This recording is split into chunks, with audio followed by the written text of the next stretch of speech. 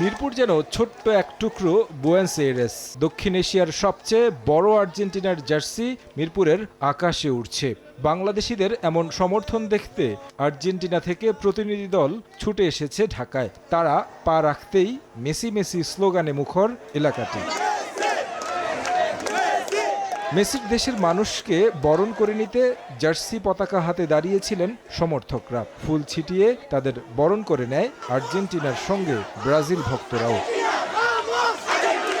Albiceleste যে প্রতিনিধি দলটি এসেছে তাদের মাঝে ছিলেন লিওনেল মেসির শৈশবের বন্ধু, যিনি এরই মধ্যে ঢাকা বিশ্ববিদ্যালয়ে এদেশের মানুষের সঙ্গে বসে অস্ট্রিয়ার বিপক্ষে আর্জেন্টিনার জয় উপভোগ করেছেন। সেই জয়ের পর মেসিকে বাংলাদেশ সম্পর্কে জানিয়েছেন তার বন্ধু Martin.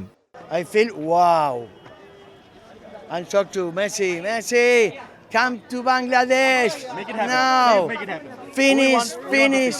Yes, it's possible. It's possible.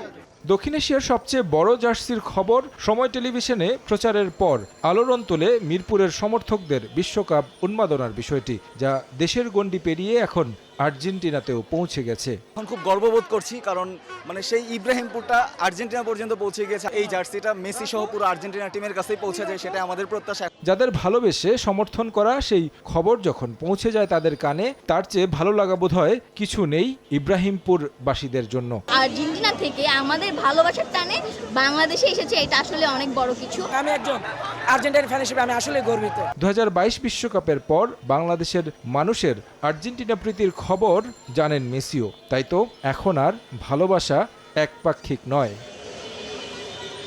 Tarique Hasan শিমুল, সময় সংবাদ, ঢাকা।